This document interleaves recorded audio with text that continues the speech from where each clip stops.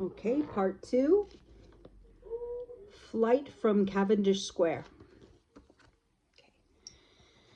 It was miserably cold and wet out on the Mews, for when the sun had gone down, the chill had come into the air, clouds had formed, and it had begun to rain in a heavy, soaking downpour. Locked outside, Peter let out a howl of anguish and fright that the woman who lived opposite said to her husband, "Goodness, did you hear that? It sounded just like a child." He parted the curtains to look, and Peter cried, or thought he cried to him, "Oh, let me in, please let me in. Nanny's put me out, me out, me out."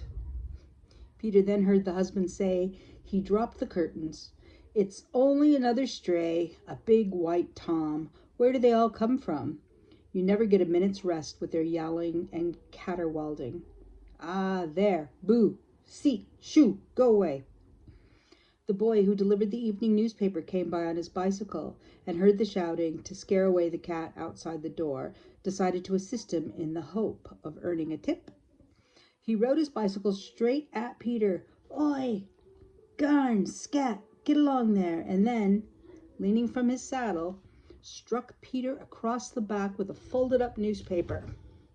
Peter ran blindly from the assault, and a moment later, with a roar and a rumble, something enormous, seemingly as big as a house, went by on wheels, throwing up a curling wave of muddy water that struck him in the flank as he scampered down the Mews into Cavendish Square, soaking right through his fur to the skin underneath. He had not yet had time to even look about him and see what kind of world this was into which he had been so rudely and suddenly capitulated. It was like none he had ever encountered before, and it struck terror to his heart. It was a place that seemed to consist wholly of blind feet clad in heavy boots or clicking high heels, and supplied with legs that rose up out of them and vanished into the dark, rainy night all above, all rushing hither and thither, unseeing and unheeding, equally blind, but infinitely more dangerous, were wheels of enormous size that whizzed, rumbled, or thundered by, always in twos, one behind the other.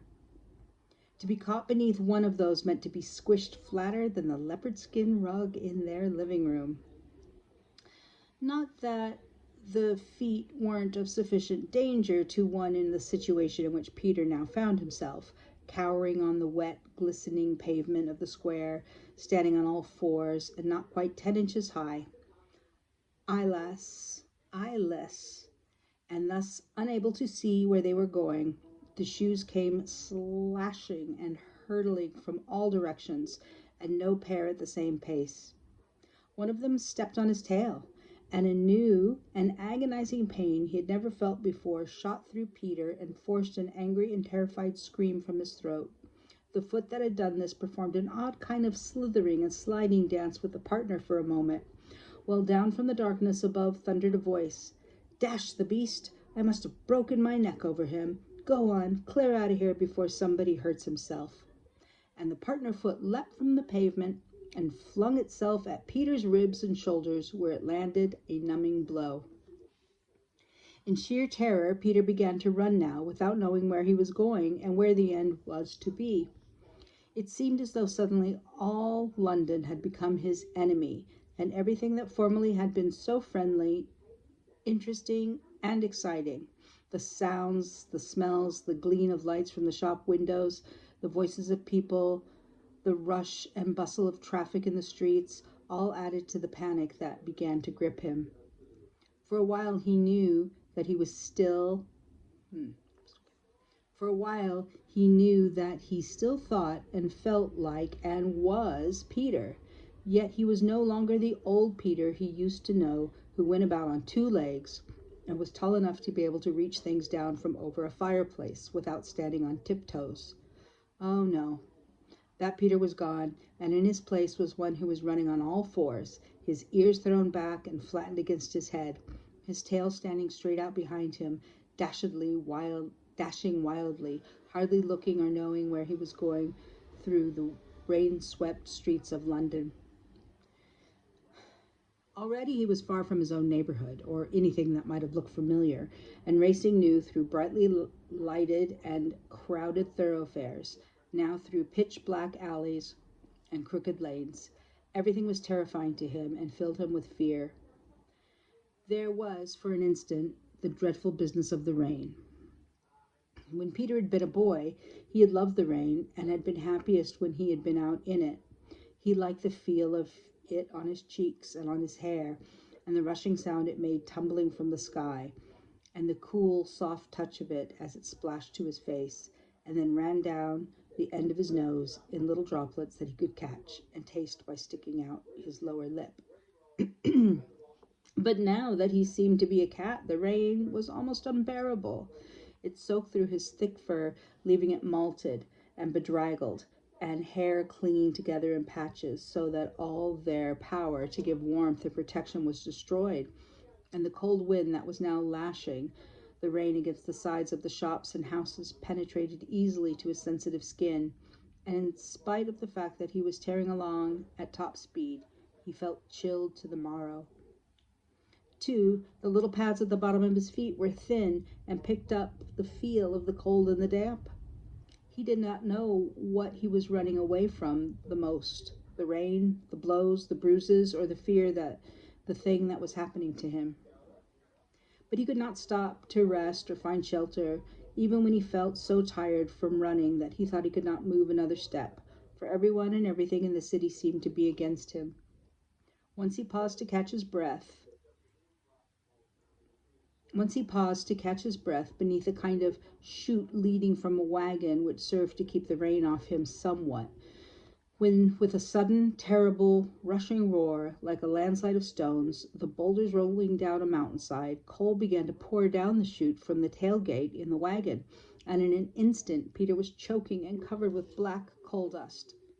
It worked itself into his soaked fur, streaking it with black, and got in his eyes and nose and mouth and lungs.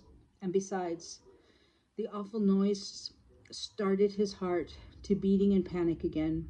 He had never been so afraid of noises before, not even the big ones like bombs and cannon fire when he had been a little boy in the Blitz. He had not yet had time to be aware that sound had quite a different meaning to him now. When noises were too loud, it was like being beaten about the head, and he could now hear dozens of new ones he had never heard before. The effect of a really thunderous one was to make him forget everything and rush off in a blind panic to get away from it, so that they would not hurt his ears and head any more. And so he darted away again, to stop for a moment under a brightly lighted canopy, where at least he was out of the dreadful rain. But even this respite did not last long, for a girl's voice from high above him complained, "Oh, that filthy beast! He rubbed up against me, and look what he's done to my new dress." It was true. Peter had accidentally come close to her, and now there was a streak of wet coal grime at the bottom of her party gown. Again, the horses cried, "Shoo, scat, get out, pack off, go away," were raised against him. And once more the angry feet came charging at him, this time joined by several umbrella handles that came down from above and sought to strike him. To escape them, shivering and shaking, his heart beating wildly from fright and weariness, Peter ran to an automobile standing at the curb where they could not reach him. It was to be only a temporary sanctuary from the rain and pursuit, and an unhappy one at that, as the water was now pouring through the gutters in torrents. For the next moment, from directly over Peter's head, there sounded the most appalling and ear-splitting series of explosions, mingled with the grinding and clashing of metals, as well as shattering wail of the horn. Hot oil and petrol dripped down on Peter, who was nearly numb with terror from the shock and noise. Summoning strength, he knew not where, he darted off again, and just in time, the car started to move. He seemed to have struck a kind of second wind of panic for strength, for he ran and ran and ran, bearing towards the darker and the more twisted areas where there was less wheeled traffic to menace him, and less likely to be a human abroad to abuse him. and less likely to be humans aboard to abuse him. And thus he passed onto the poorer section where the streets were dirtier and horrible smells arose from the gutters to poison his nostrils and make him feel sick, mingled with the odor of coffee and tea and spices that came from the closed-up shops. And nowhere was there any shelter or friendly human voice or hand stretched forth to help him. Hunger was now added to the torments that beat him. Hunger and the knowledge that he was fast approaching the end of his strength. But rather than stop running and face new dangers, Peter was determined to keep on until he dropped. Then he would lie there until he died. He ran, he stopped, he started again. He faltered, he kept on. He thought his eyes would burst from his head, and his chest was burning from his effort to draw breath. But everywhere he came to pause, something happened to drive him on. A banging door, a shout, a sign waving in the wind, some new noise assaulting his sensitive ears, dark threatening shapes of buildings, a policeman glistening in his tall helmet and rain cap, hideous bursts of music from the wireless sets in the upper story windows, a cabbage flung at him that went bounding along the pavement like a head without a body, drunken feet staggering out of a pub door, a bottle thrown that crashed into 100 pieces on the pavement close to him and showered him with glass. He kept on as best as he could, but running only weakly now as a new exhaustion crept up on him. But the neighborhood had changed again. The little shops and the lighted upstairs windows were gone, and Peter now entered a forbidding area of huge, black, sprawling buildings, of blank walls and deserted streets, of barren doors and iron gates and long, wet, slippery rails he knew were railway tracks. The yellow street lamp shone wetly on the towering side of the warehouses, and behind them the docks and the sides of the great ships of the Pool, for it was this section of London down by the Thames that Peter's wild fight had taken him. And there, just as he felt that he could not run on or stagger another step, Peter came upon a building in which the street light showed the door standing slightly ajar, and the next moment he had slipped inside. It was a huge warehouse, piled high with sacks of grain, which gave forth warm, comfortable, sweetish smell. There was straw on the floor, and the sacks were firm and dry. Using his sharp, curved claws to help him, Peter pulled himself up onto a layer of sacks. The rough jute felt good against his soaked fur and skin. With another sack against his back, it was almost warm. His limbs trembling with weariness, and stretched out and closed his eyes. At that moment, a voice came to him and said, "Trespassing, eh? All right, my lad. Outside. Come on, quick. Out you go." It was not a human voice, yet Peter understood him perfectly. He opened his eyes. Although there was no illumination in the warehouse, he found he could see clearly by the light of the street lamp outside. The speaker was a big yellow tomcat with a long, lean, stringy body, a large head as square as a tiger's, and an ugly, heavy scar running straight across his nose.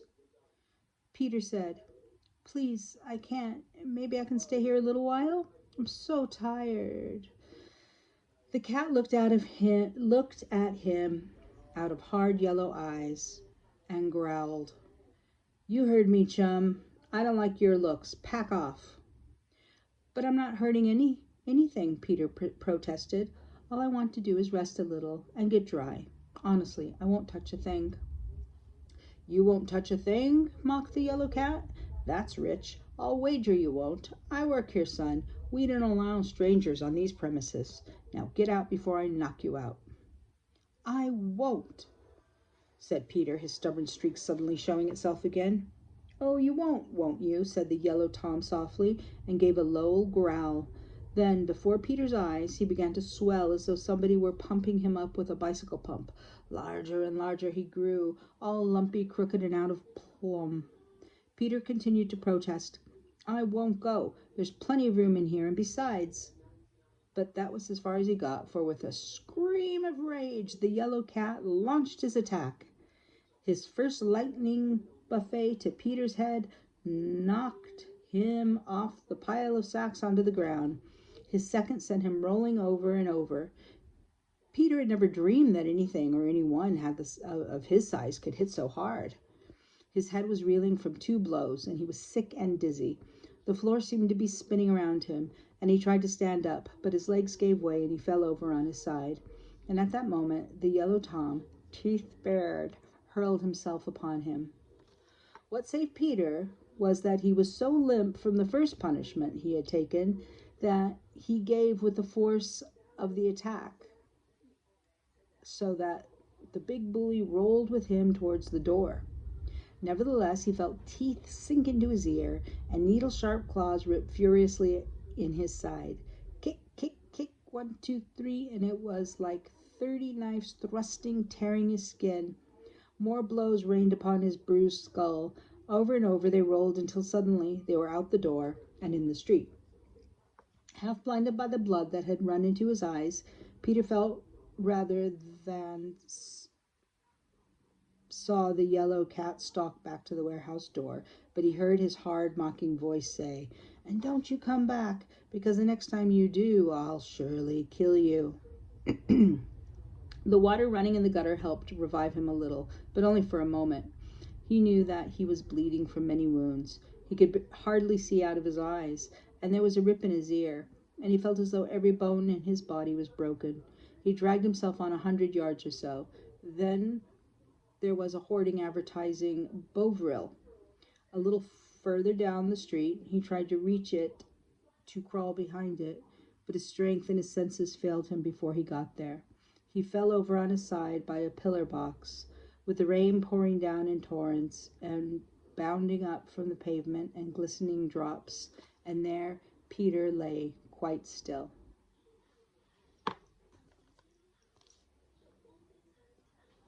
End of chapter 2.